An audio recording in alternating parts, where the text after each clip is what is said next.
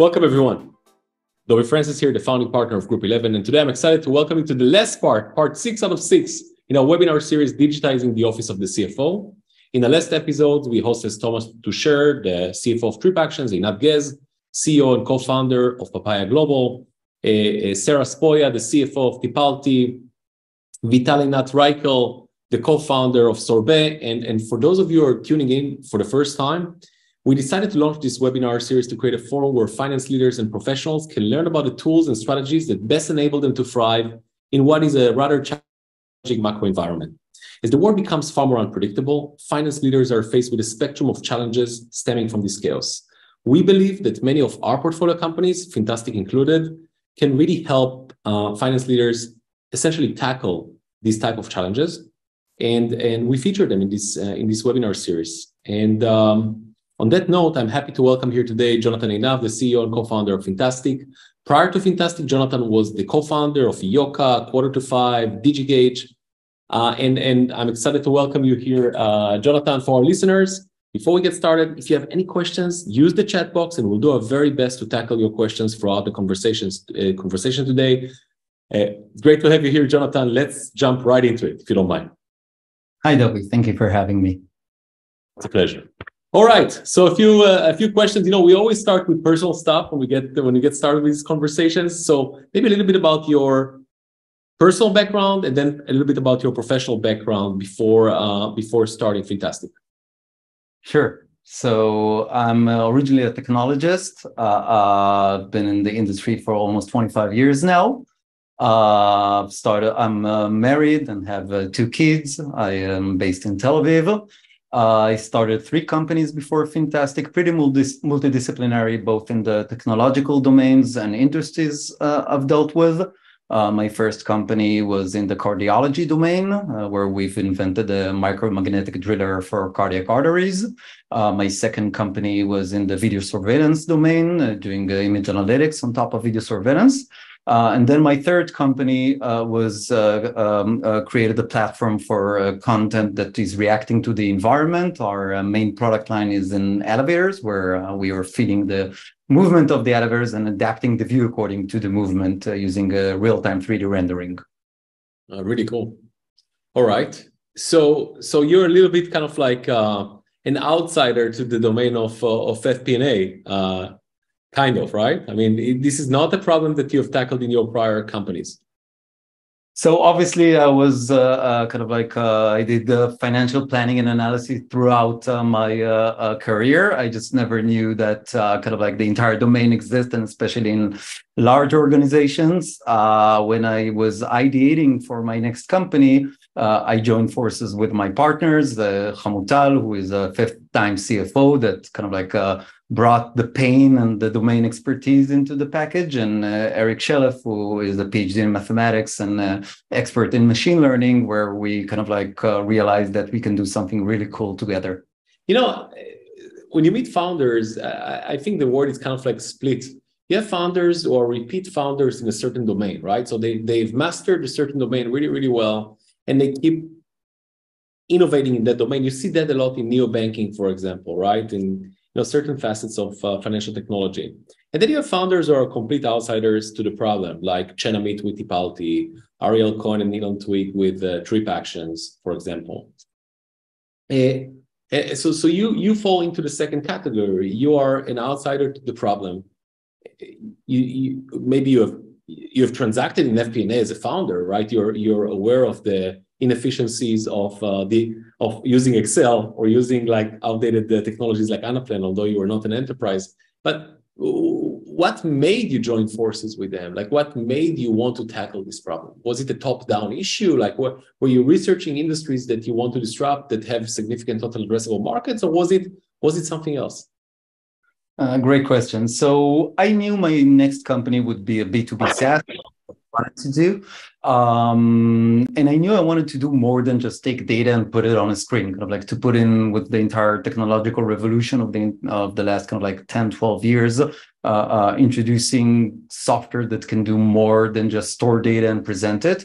And I was looking for a vertical that is big enough to make a difference and to really disrupt the potential large industry.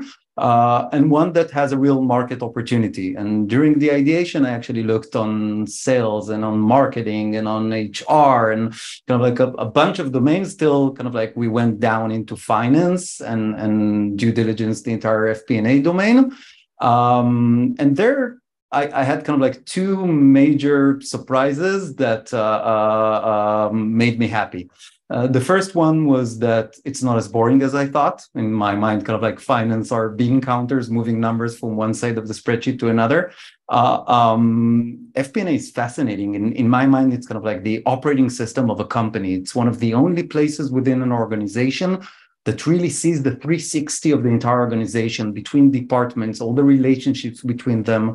I always joke that it's the manifestation of the chaos theory in a modern organization, because butterfly wings in the marketing department can cause a hurricane 6 months after in customer success, but nobody would know it because these are discrete siloed organization, and the FP&A is where kind of like everything is coming together. So in my mind, that's fascinating. And the second surprise was that the way that they're working today, like you've mentioned, all the way from manual, rigid spreadsheets that are not scalable, obviously, and are very hard to maintain, to the FP&A systems that exist in the market that are, well, pretty legacy type of software. I assume we'll get to that a bit more deep going forward. Yeah, I think macro environment plays obviously a big role in some of the changes, technological changes we're seeing right now, right? I mean, the organism is not disjointed from its habitat, and I think the habitat is experiencing some significant changes right now.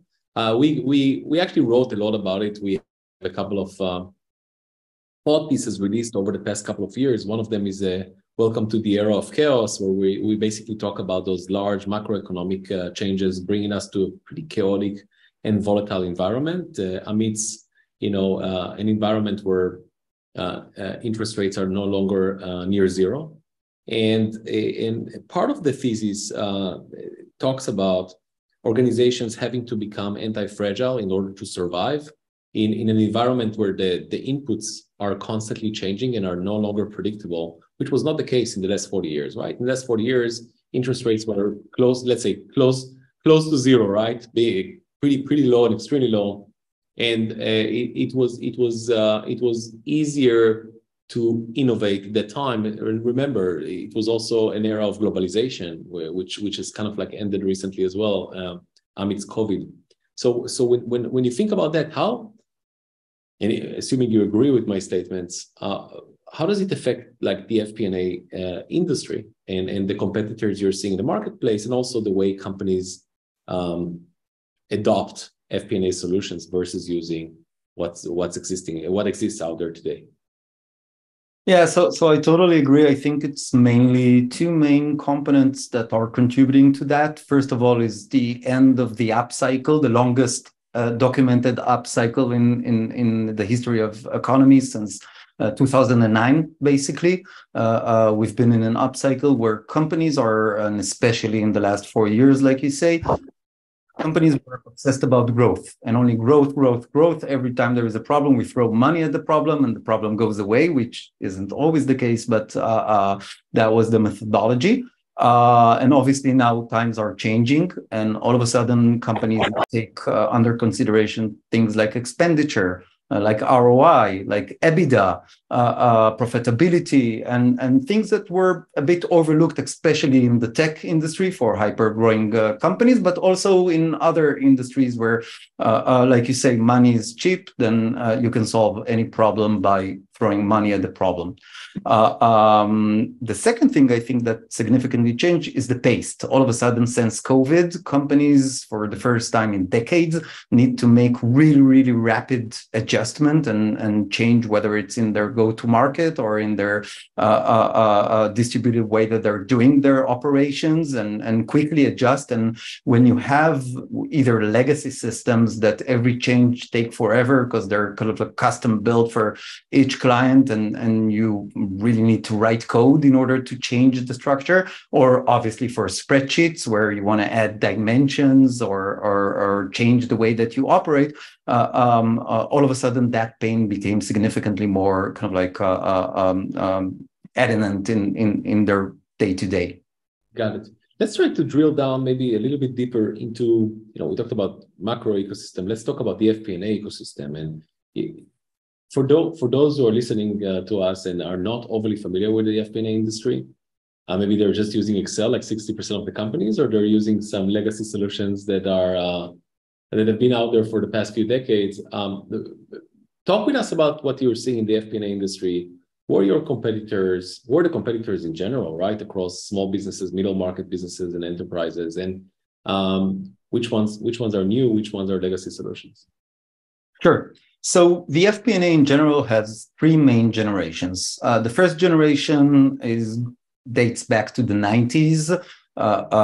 Most of them are tools that are today owned by large-scale organizations, Oracle, SAP, IBM, tools that were originally created for on-prem environments.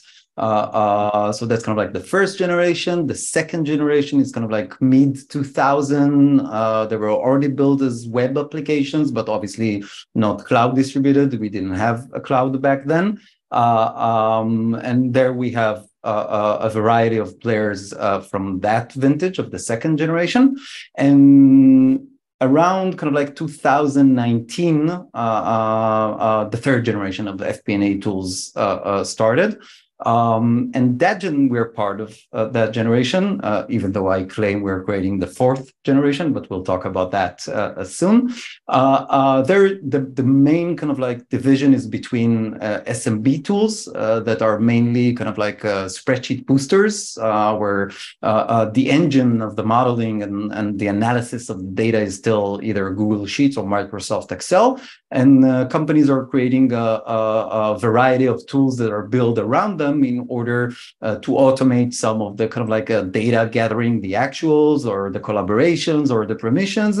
And that's perfectly good for SMBs and companies that still don't kind of like face a scale. Once you get up to a certain size, you need a system that will be able to deal with the amounts of data that a company of kind of like mid-market and north of that deals with, the dimensionality, the difference between kind of like a multi-dimensional modeling engine like the one Fintastic has built to deal with all the complexities of the company, and things like granularity of permissions. Who do you let to see which type of data? How can you not separate data sets for different people that can see them, rather have a built-in mechanism within the framework, and so on and so forth. There you have kind of like a serious FP&A tools within the third generation.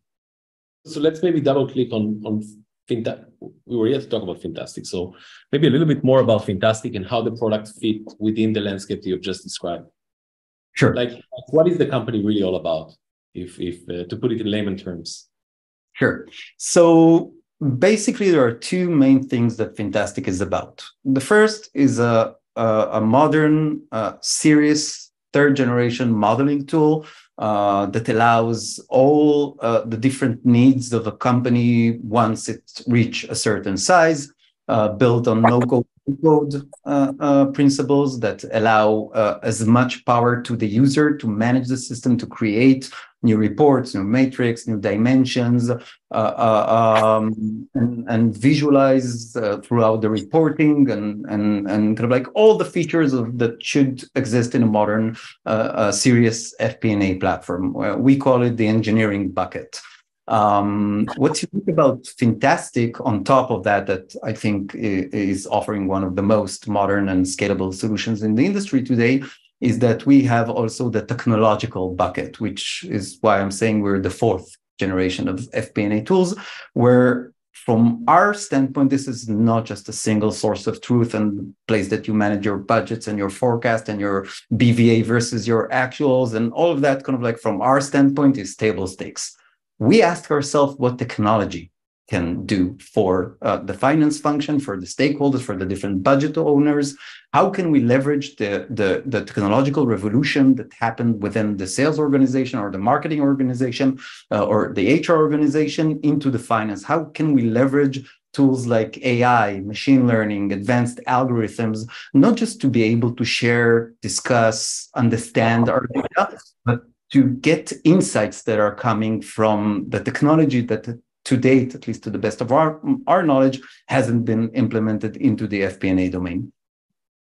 Random question, kind of like when you look at your competitors, and maybe we need something visual, maybe to express that. But when you look at your competitors, like what is unique about your offering that some of your advanced competitors who are coming, kind of like third generation competitors that have emerged since 2019 do not have, and you have?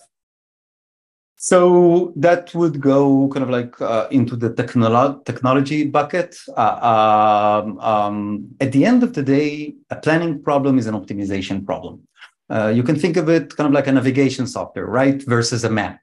An FP&A solution as advanced and as scalable as it is, it eventually is like a map. You have all the data points, you can look at them, you can decide what your path is and act upon that. A navigation system will know where you're starting, where you want to go, and will bring you the optimal path to get there. Now, no technology can predict the future, right? The future is unknown. However, at any given point in time, there is the optimal path to get to your destination. In a navigation software, you're starting from LA, you're driving to San Francisco. There is the optimal path when you started driving. But after 30 minutes of driving, all of a sudden there was an accident on the 405, and you need to take kind of like a different route that may be longer in terms of distance, but actually would be shorter because there is less traffic there. Planning is pretty similar, because when you're bringing in the actuals from your CRM, from your HRIS, from your ERP, from your data warehouse, from your manufacturing data that's coming from the ERP, kind of like regardless of the industry, at the end of the day, all of them are congesting into your financial model.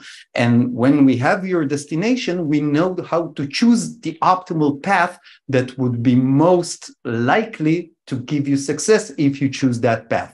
And every day that path could be slightly different, right? Because every day you get different actuals from your source system, like when you're driving, where traffic is changing. This is where Fintastic is going, and this is what we are creating. This calls for a quick demo to prove that what you're stating is indeed true. So I'm sure otherwise it becomes a little bit kind of like a hypothetical discussion, right?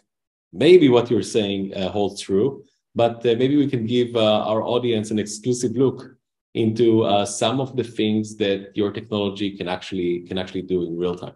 So first, I'll start kind of like showing the FP&A bread and butter, right? The table stakes. So we have a concept of boards. You can build different boards for different system, different company, different models.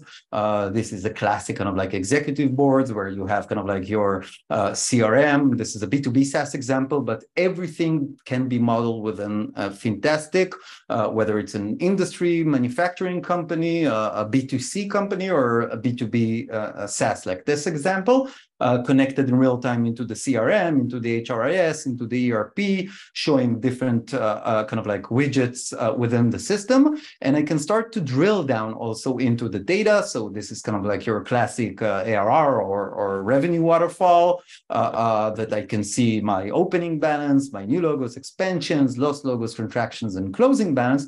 And every time I will click a button, and this is kind of like a principle that you can start and drill down more and more and more into the data. So for example, here I have a click-through into my source system, Salesforce and NetSuite in this specific example. I can see data from different systems side by side. So for example, this is my invoice account and my CRM data. I can start analyzing the data. So let's kind of like slice and dice it just based on region, for example. So now I have all my new logos on region. I can very easily visualize trends or see my breakdown within a month. I can start collaborate within my organization around my data. So I'll tag someone and ask her, why aren't we performing here, right? And I'll comment, and immediately she'll get a Slack or a mail message with a deep link that will take her specifically to this, whatever, December 22 IL, new logos, and she'll be able to say, we're fine, big deal is coming, comment, and then resolve the thread. And you'll notice that once I resolve the thread, the icon disappeared, right? But next time I'll go here, I get an audit trail of the discussion. So for compliance and preserving organizational data. Let's take another example, for example, a P&L. So again, I can drill down all the way to the accounts level, whatever, each dimension that I want, whether they're in the source system or I can create new dimensions within the system. And when I'll click my OPEX cell, actually, let's put in my actuals here. And so here, at the moment, I'm showing a quarterly view. Let's change it to a monthly view. I can obviously pick different ranges. And the moment I can drill in, the moment, for example, I press my OPEX cell, you see immediately I got the list of probably around 10,000 journal entries that are composing this number all the way to the transaction line memo, right? And you saw the speed that this came into the system. This is a system that knows how to deal with large quantities of data and give you the user experience that I think you would expect from a system, whether you're looking at actual or at budget items from your model. Just let me give you another quick example of how everything is connected, right? So this is, for example, a board with a CFO summary that has our ARR, revenue, cash, magic number, inventory value, P&L, ARR. And here we have the metric and list within the system that we can change. So if I'll put in, let's remove the actuals from here and put a copy of my model and show the diff. And now I'm comparing, I can compare any number of scenarios and versions. Let's move this here so it will be easier. I can, like you can see, I can add it to my dashboard and put everything I want wherever I want to put it.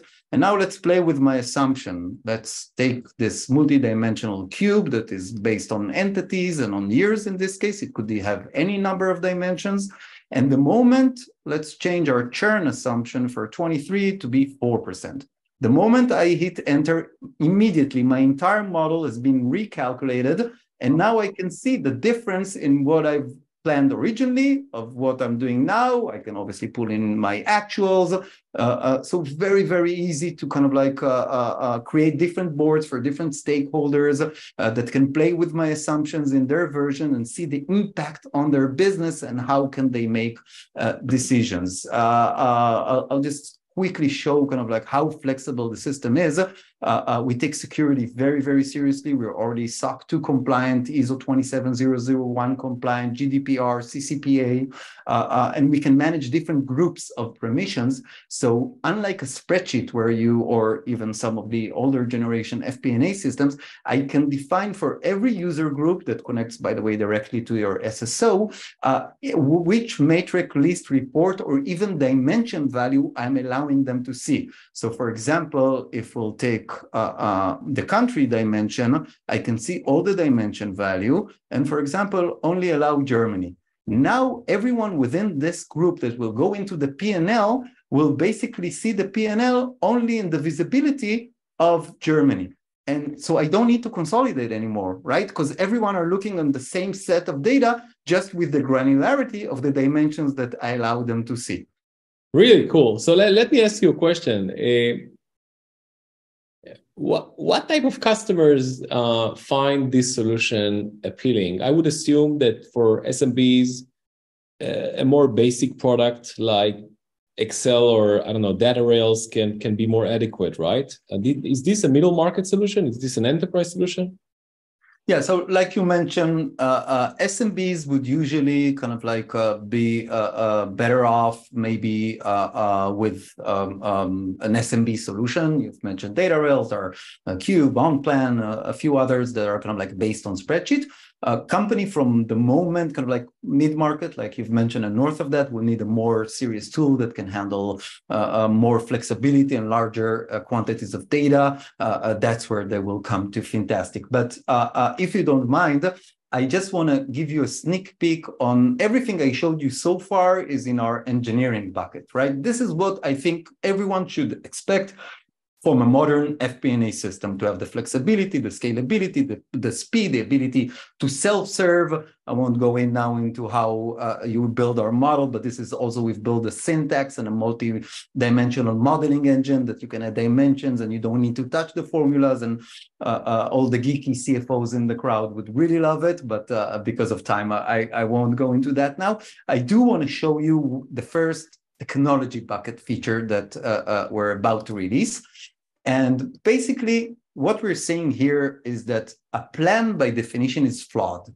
Why is it flawed? Because it's discrete. You have exactly one scenario in the future, and every person that have ever done a plan knows that by the time that the virtual ink dries on the plan, it's already irrelevant, right? Because the business will never behave exactly as I plan through all the different departments and headcount and manufacturing and sales and so on and so forth.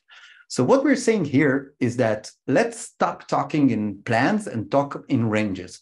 But how do we know which range to aim for? This is where we're coming in and using a statistical method called Monte Carlo simulations based on capacity models, that we're taking the financial drivers of the model that are in Fintastic, right? So for example, here I'm choosing my budget 2023. In this example, it's a B2B SaaS example, so I'm optimizing for ARR. And what we're basically doing here, this is a company that is currently doing $53 million in ARR, and their plan at the end of the period is to get to 117. What we're doing here is we're taking their entire model and asking what if, right? You're, as a board member, you're used to see a plan, a pessimistic scenario, an optimistic scenario, right? We're doing here 20,000 different scenarios based on a statistical noise distribution, where we're checking, in this example, a lead is expected to cost $6. What happens if it will be $6.50? What happens if it will be $5.50? Our MQL to SQL rate is 20%. What happens if it will be 21%? Our current account exec have quota of $1 million and quota attainment of 80%. What happens if the quota attainment will be 75%? What happens if it will be 85%?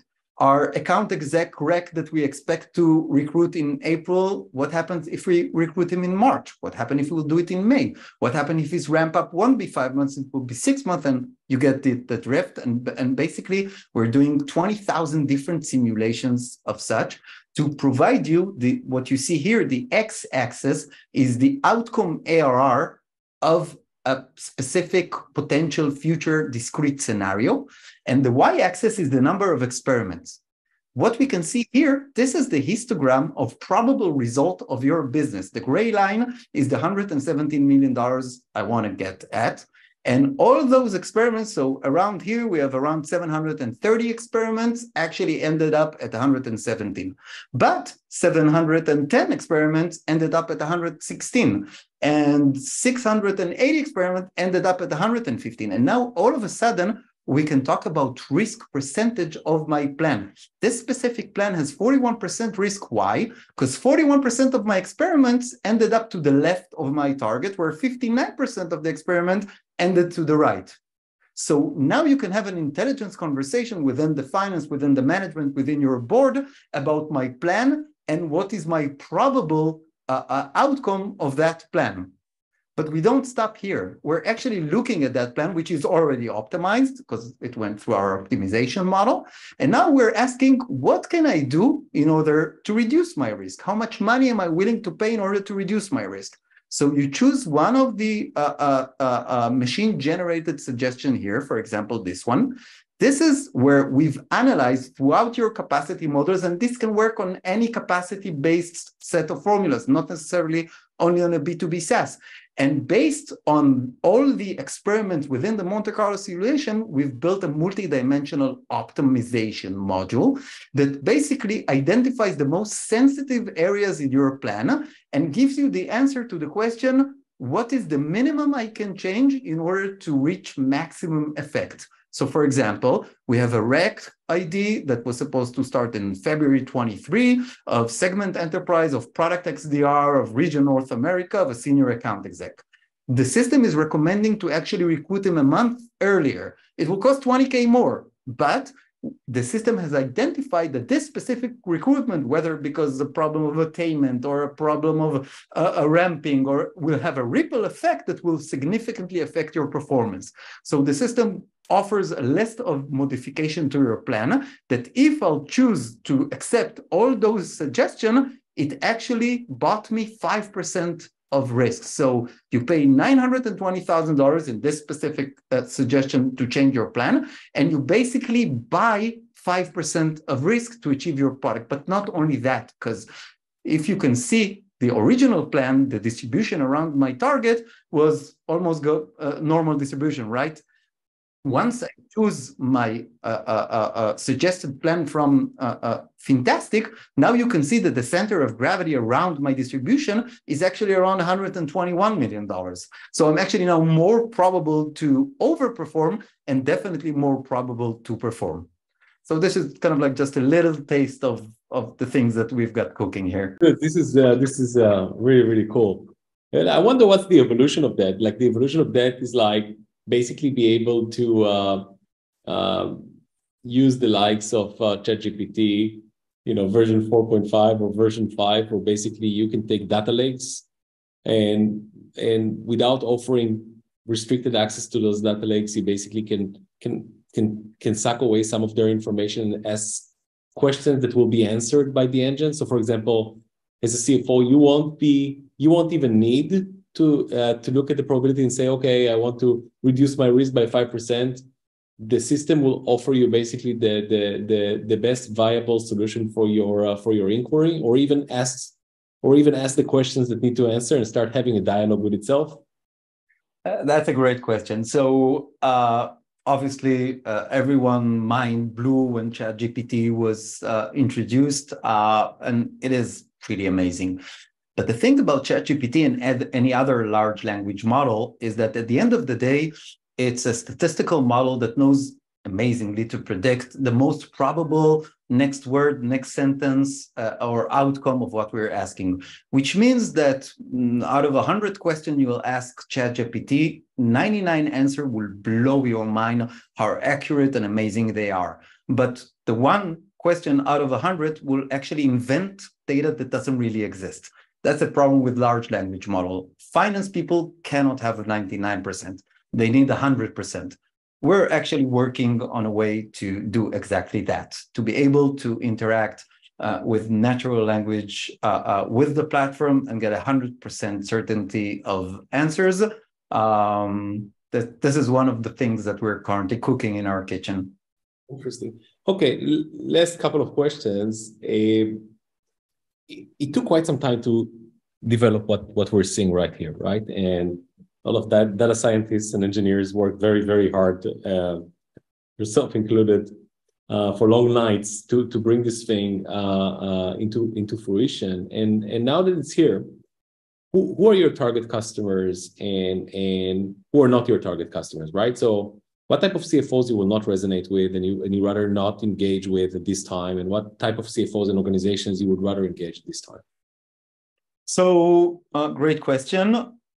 Any company that is mid-market and north of that and has their systems already kind of like based on the cloud would be a good fit for us. Because like you've mentioned, we've spent a lot of time working in stealth mode for the last 2 years to build the platform with its ability and capability basically to model anything in the world with our own syntax and all the engines that we've built in order to do that. What usually a small company won't benefit from that capability because they can still manage in a spreadsheet or in a spreadsheet booster, like one of the SMB tools that are out there.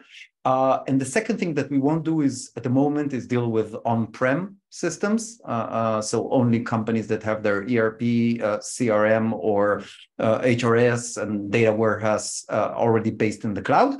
We are seeing some companies that even though they have on-prem system, they think data into a data warehouse like Snowflake or Redshift or BigQuery, which we are fully integrated and can connect to. So that's fine. But if the company still, all the systems are on-prem, at this point, we're not targeting them. Makes sense.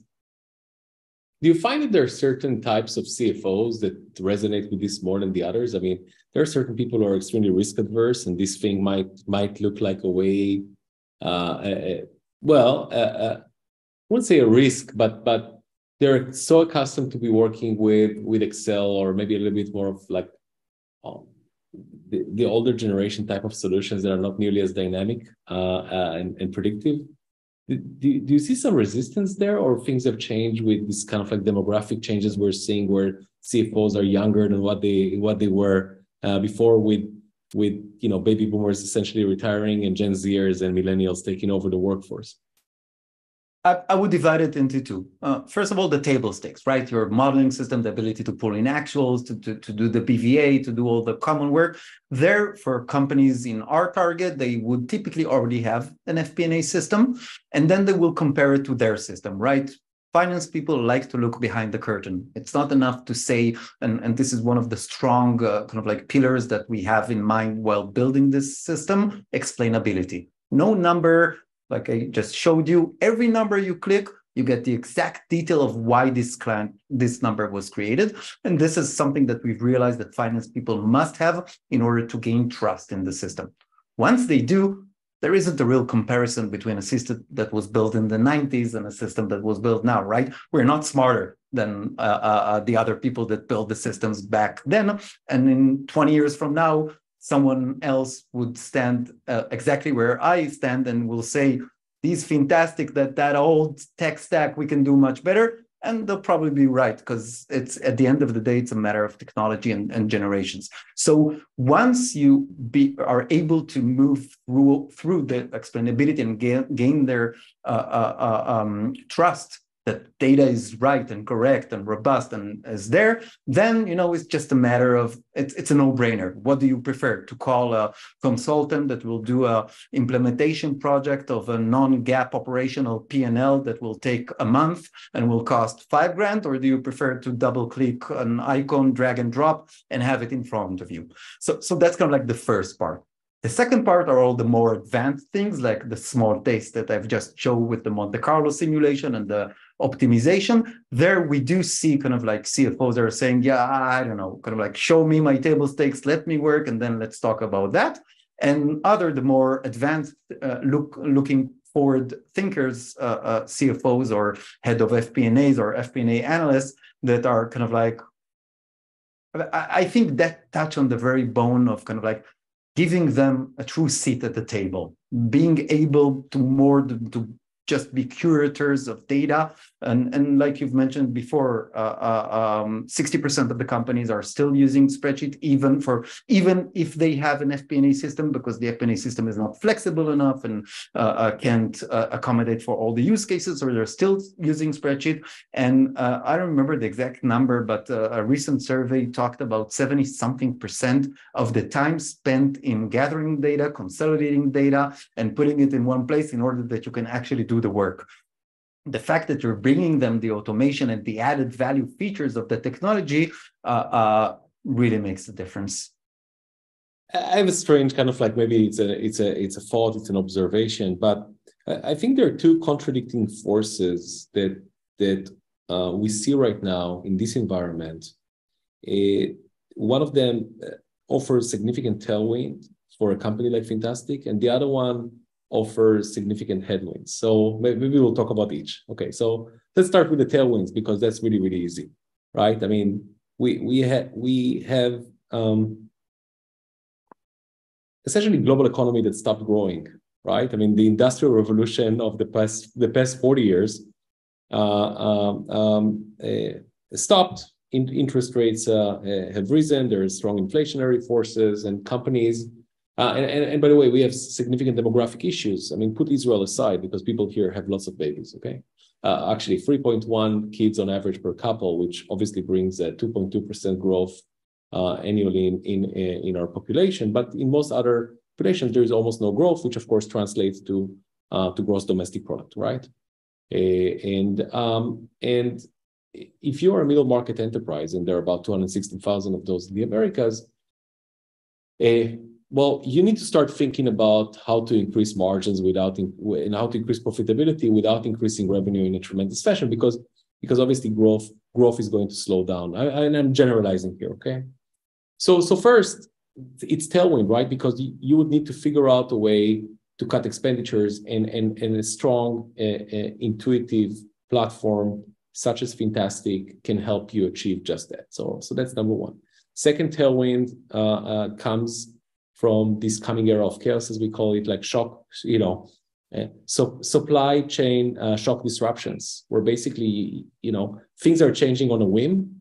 It's coming from different, think about Southwest and the flight cancellations, think about the Israeli government and what's happened here in Israel. I'm visiting Israel, so I'm saying here in Israel, with the judicial reform that was proposed, like you see it coming from everywhere. It's everything everywhere all at once type of thing, and for that you need to have strong predictive analytics in the majority of your department, starting with the operating system, starting with the finance department. So I think that's a second thing. The only way to deal with chaos is to become anti-fragile.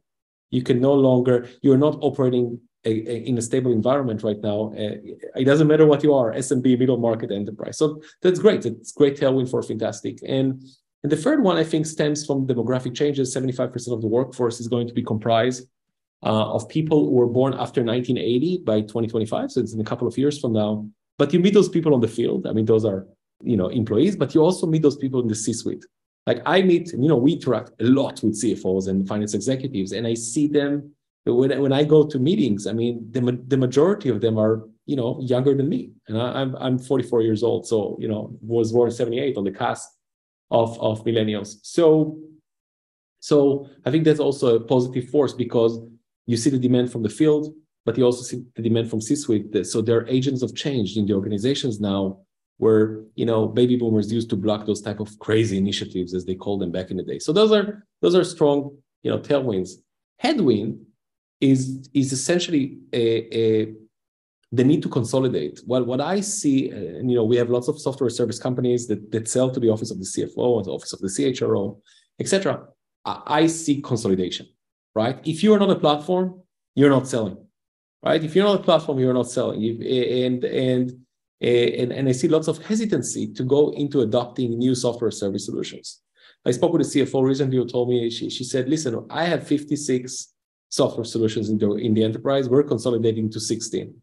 So it's a headwind, because you need to have a foot in the door. You essentially need to tell your story, and once you tell your story and you offer the demo, it's a walk in the park. We have significant tailwinds working for you, and you have a superior product, obviously.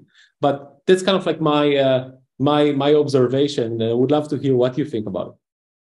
I totally agree with everything you just said. And the way I divide the market is into three. The first is the companies that are on spreadsheet, and they're doing okay. It's not the best, it's not great, but they're doing okay. It's not top of mind.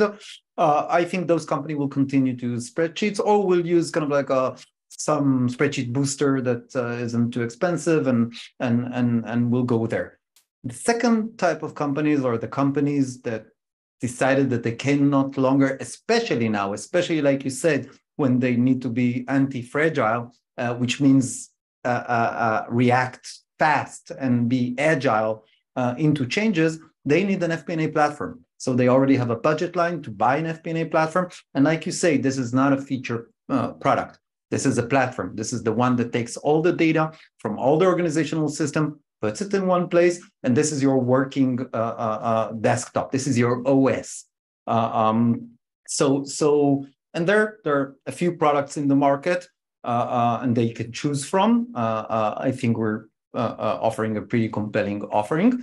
And then the third type of clients are the ones that are already using a legacy FP&A system. And they might consider moving to a new solution. So the second and the third category are the ones that we're targeting. Everyone has its difficulties and its strength and advantage and disadvantage. But at the end of the day, from my standpoint, even the tailwind even the headwind that you've mentioned is in some sense a tailwind, because they need now to do that. They need one place. They cannot keep on working with feature products for just for cash flow, and this just for FP&A, just for P&L, and this just for headcount planning. They need one place to consolidate all that work, and Fintastic can offer that for them. Yeah. So no endpoint solutions, only a platform and an AI-driven platform. And on that note, last question, and we'll conclude. It's a tough one, okay? So get ready. But if you were to kind of like envision how Fintastic looks like 5 years from now to the end consumer, okay? Like I wouldn't call it a long-term vision. It's a halfway vision, like halfway to long-term vision. Like, how does it look like? I envision Fintastic to be this operating system of the FP&A finance organization, but also to the budget owners, to the other stakeholders that are interacting with the FP&A, to the C-suite, and even to the board of directors. And I envision that shouldn't be hard as it is today. You don't need to understand the data and the bits and bytes. You don't need to. The questions that today executives, budget owners, whether it's bottom up or top down, ask the FP&A organization takes time to answer. It takes manual work. It takes effort from people to do that. That's not what FP&A should be about. They should be able to get the answer. FP&A should be about planning and about analysis. The name kind of requires that. Those are things that machines would be able to significantly assist. They will never replace the human being.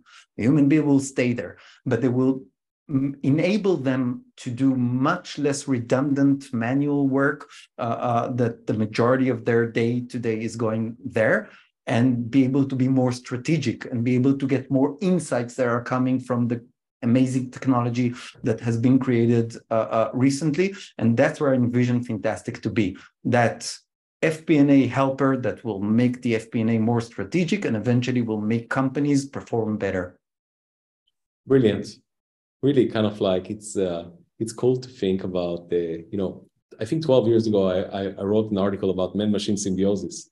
And it's really cool to see this thing kind of like coming to fruition right in front of our eyes, and definitely excited to see it happening within my own portfolio company. So Jonathan, if any of the CFOs, financial leaders listening to us right now want to reach out to you, how do they do that? So first of all, they can write me directly, jonathan@fintastic.ai. Anyone can go to our website. There is a contact. You can schedule a demo. I would love to show every one of you all the features that I'm dying to show here, but we don't have the time to do that and engage in a discussion. All right, man. Thanks so much for your time. It was awesome. Really, thank you. Thank you so much for having me. Thanks for our audience. And this was the last episode of our webinar series, and I hope you found it to be of interest. All of those resources, including this interview, are on our website, on our LinkedIn pages as well. And feel free to go and visit at your leisure and listen to them. And we hope to come with a new series in the near future. So stay tuned. Thank you so much, and goodbye.